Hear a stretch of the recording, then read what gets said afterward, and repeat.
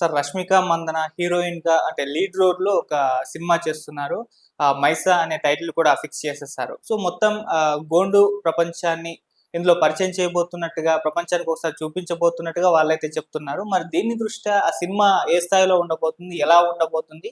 దానికి సంబంధించి మీరేం చెప్తారు సార్? అంటే ఏ హీరోయిన్‌కైనా ఒక లేడీ ఓరియెంటెడ్ అంటే హీరోయిన్ ఓరియెంటెడ్ అనే అందాం. అవును. హీరోయిన్ ఓరియెంటెడ్ స్టోరీ ఒకటి చేయాలి అనేటువంటి కోరిక ఉంటుంది. హ్మ్. అంటే హీరో వర్షిప్ వరల్డ్‌లో ఉంటారు వాళ్ళు. ఉన్నప్పుడు దాని నుంచి బయటపడటానికి తమకంటూ ఒక ఇమేజ్ క్రియేట్ చేసుకోవటానికి ఆ తరహా పాత్రలు చేయాలి అనేటువంటి కోరిక ప్రతి ఒక్క హీరోయిన్‌కి. కానీ అందరికీ వర్కౌట్ అవ్వదు. కొంతమందికి వర్కౌట్ అవుతుంది. ఇప్పుడు విజయశాంతి అలా వర్కౌట్ చేసుకుని తను లేడీ అమితాబ్ అనిపించేసుకుంది ఆ రోజుల్లో. అలా అంతకుముందు జనరేషన్‌లో విజయలలిత గారు అలా అనిపించుకుంది ఆవిడ. అలా కొంతమందికి నడుస్తుంది. నడుస్తుంది అందరికీ కుదరదు. సౌందర్య గారు ఒక దశలో అనుకున్నారు అలా. అంటే తను సెంట్రిక్‌గా కథలు నడవాలి అని అనుకుని ఆ ప్రయత్నం చేసి కొన్ని సినిమాలు చేశారు ఆవిడ. అరుంధతి అని అనుష్క నటించిన అరుంధతి కంటే ముందు ఒక అరుంధతి ఉంది. క్రాంత్ కుమార్ గారి బ్యానర్‌లో వచ్చింది సౌందర్య హీరోయిన్. ఓకే. అది హీరోయిన్ సెంట్రిక్ సినిమానే. అలా ఆయనే క్రాంతి గారి బ్యానర్‌లోనే 9 నెలల్లోనో ఓ సినిమా వచ్చింది. అది హీరోయిన్ సెంట్రిక్ మూవీనే. ఆ సినిమాలో కూడా సౌందర్యకి చాలా పేరొచ్చింది. అలా ప్రతి హీరోయిన్‌కి అదొక డ్రీమ్ ఉంటుంది. అది ఈవిడకి కూడా ఉంది. నటిగా తను కేంద్రంగా ఒక సినిమా ఉంటే బావుంటుంది అనే కోరిక అంతకు మించి ఏమీ కాదు.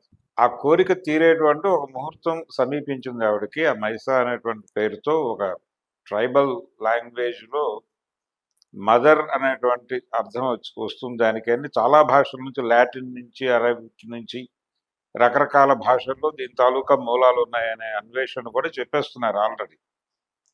ఈ డైరెక్టరు ఆవిడకి అసిస్టెంట్ డైరెక్టర్‌గా ఉండగా పరిచయం అతను. అతను చేయబోతున్నటువంటి డెబ్యూ మూవీ ఇది. ఓకే. ఆ డెబ్యూ మూవీ కాబట్టి ఆవిడకి ఆల్రెడీ అసిస్టెంట్ డైరెక్టర్‌లుగా ఉండగా వీళ్ళు సీన్ చెప్పడానికి దానికి వెళ్ళే టైంలో కొంత పరిచయాలుంటాయి.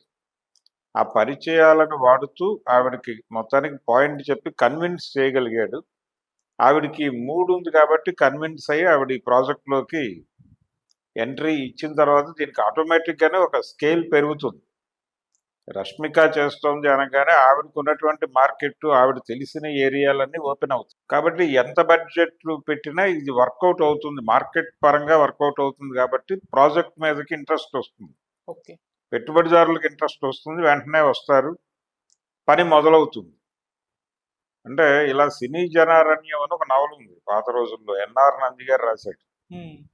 ఆయన ఇలాగే ఒక హీరోయిన్ ఓరియెంటెడ్ సినిమా ఎలా ఫ్రేమ్ అవుతుంది అనేది చెప్తాడు అందులో. ఓకే. అట్లా ఇక్కడ కూడా ప్రపంచానికి తెలిసినటువంటి వివిధ భాషల్లో హీరోయిన్‌గా చేస్తోంది ఆవిడ. కాబట్టి ఆవిడ నోన్ ఫేస్‌గా మారిన తర్వాత ఆవిడకి ఏర్పడే మార్కెట్. పాత రోజుల్లో కూడా హీరోయిన్స్‌కి ఆ వెసులుబాటు ఉండేది. వాళ్ళు తమిళ్‌లో చేసేవాళ్ళు. ఇప్పుడు వాణిశ్రీ గారు తెలుగులో చేస్తూనే తమిళ్‌లో చేసేవారు, ఇతర భాషల్లో చేసేవారు. ఎవరైనా పిలిస్తే హిందీలో చేసొచ్చేవాళ్ళు. ఇలాంటి ఒక వైడర్ మార్కెట్ అంటే కంపారిటివ్‌గా హీరోలతో పోలిస్తే హీరోయిన్‌లకు కొంచెం పెద్ద మార్కెట్టే ఉండేది మొదటి నుంచి. ఉండటం వలన ఏంటంటే వాళ్ళు ఇలాంటి క్యారెక్టర్స్ చేసినప్పుడు మార్కెట్ వర్కౌట్ అవుతుందనే కాన్ఫిడెన్స్ ఉండేది. ఆ కాన్ఫిడెన్స్ మీద వీళ్ళతో కొంత ఖర్చు పెట్టడానికి ఇష్టపడేవాళ్ళు ప్రొడ్యూసర్లు ఆ ఏరియాలో. అలాంటి వెసులుబాటు ఇప్పుడు హీరోలకు దొరికింది. హీరోయిన్‌లకు మొదటి నుంచి ఉందది. హ్మ్. అట్లా రష్మికకి కూడా ఒక మార్కెట్ ఉంది. ఆవిడ వివిధ భాషల్లో ప్రజలకు తెలియటం అనే అడ్వాంటేజ్ మీద కొంచెం కాస్ట్‌లీ ప్రాజెక్ట్‌గానే దీన్ని వర్కౌట్ చేశారు. ఇది ట్రైబల్ నేపథ్యం, అలాగే ట్రైబల్ వుమెన్ నేపథ్యంలో జరిగేటువంటి కథ కావచ్చు. అయితే దీని చుట్టూ అనేక నమ్మకాలను చెదరగొడుతూ అక్కడ జీవితాలని కాపాడటం కోసం ఫైట్ చేసేటువంటి ఒక ఫైటర్‌గా కనిపిస్తోంది ఆవిడ దీనిలో. అక్కడ వేసినటువంటి ఫోటోస్‌లో వాటిలో ఆవిడ గెటప్ అలాగే ఉంది. రక్తం చిందుతున్నట్టుగా ఉంది. అంటే ఒక వీరనారిగా కనిపించబోతోంది ఈ సినిమాలో రష్మిక అనేది అర్థమవుతుంది మనకి. ఈ ఈ వీరత్వం దేనికోసం ప్రదర్శించింది, ఎవరితో యుద్ధం చేస్తుంది ఆవిడ అనేది సినిమాలో చూడాలి. ఆల్రెడీ ఈ దేశంలో ట్రైబల్స్ ఇప్పుడు రకరకాల యుద్ధాలు చేస్తున్నారు. మరి ఈ యుద్ధాలు అంటే ఉన్న భూమి నుంచి నిర్వాసితులు అయిపోతున్నటువంటి ఒక పరిస్థితిలో వాళ్ళు యుద్ధం చేస్తున్నారు. మా ప్రాంతము, మా నేల, మా భూమి మేము కాపాడుకుంటాం అని చెప్పి వాళ్ళు నినాదాలు ఇస్తూ నిలబడి ఉన్నారు. వాళ్ళని వాళ్ళ ప్రాంతాల నుంచి ఖాళీ చేయించడానికి ప్రభుత్వాలు చాలా సీరియస్గా ఎఫర్ట్ చేస్తున్నాయి. మరి ఈ నేపథ్యం అభివృద్ధికి జీవితాలకి మధ్య నలిగిపోతున్నటువంటి ఒక పరిస్థితి ఉంది ఆదివాసీలు. ఈ ఆదివాసీ సమస్యలు దీనిలో ఏమైనా చర్చిస్తారా, కాంటెంపరీ ఇష్యూస్, లేకపోతే పూర్తిగా ఒక కాల్పనిక ప్రపంచంలోకి తీసుకెళ్లి కాల్పనిక కథతో ముగిస్తారా? ఒక కాల్పనిక కాన్ఫ్లిక్ట్ని పెట్టి దాన్ని అక్కడ వరకు కుదించేసి నడిపేస్తారా అనేది చూడాలి. ఓకే. కానీ ట్రైబల్ స్టోరీ తీయటానికి ఇప్పుడు ఒక అనువైనటువంటి వాతావరణం ఏర్పడి ఉంది రాజకీయంగా. ఇప్పుడు ఆదివాసీల మీద మొదటి యుద్ధం ప్రకటించింది ప్రభుత్వం. మరి ఆ ఏరియాలో ఈ కథ లొకేట్ అయితే దాని రేంజ్ వేరుగా ఉంటుంది. మరి ఈ కథ రచయిత దర్శకుడికి ఈ సెన్స్ క్యారీ అయ్యిందా లేదా ఈ స్క్రిప్ట్ స్టేజ్కి అనేది చూడాలి. అయితే ఆ లైన్ కూడా ఉండొచ్చు, లేకపోతే అది లేకుండా ఇది కేవలం ఒక పేలవమైనటువంటి జానపద కథగానే నడుస్తుంది. దాన్ని ఆదరించేటువంటి ప్రేక్షకులు రష్మిక కోసం థియేటర్కి వెళ్ళే ఆడియన్సే. తద్వారా సినిమా ఎలా వచ్చినా రష్మిక అకౌంట్లో కొంత జమ అయిపోతుంది, కొన్ని టికెట్లు జమ అయిపోతాయి. అక్కడి నుంచి టాక్ పాజిటివ్గా వస్తే మిగిలిన మొహాలన్నీ కూడా ప్రపంచానికి తెలుస్తాయి. ఓకే. అలా ఒక ప్రయోగం చేస్తున్నారు. మొదటి సినిమా కోసం డైరెక్టర్ తాను కనిపించాలనే తాపత్రయం ప్రతి డైరెక్టర్కి ఉంటుంది. ప్రతి సినిమాకి హీరో ప్రొజెక్ట్ అవుతాడు.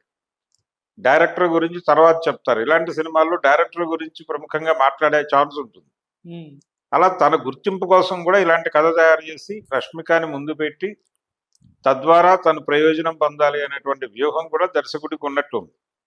ఆ వ్యూహం నుంచి ఆవిడని కన్విన్స్ చేసి మొత్తానికి ప్రాజెక్టులోకి దింపి ఆవిడని దింపడం ద్వారా ప్రాజెక్టుకు గ్యారంటీ దొరికింది, ఇతనికి ఒక జీవితానికి గ్యారంటీ దొరికింది. ఓకే.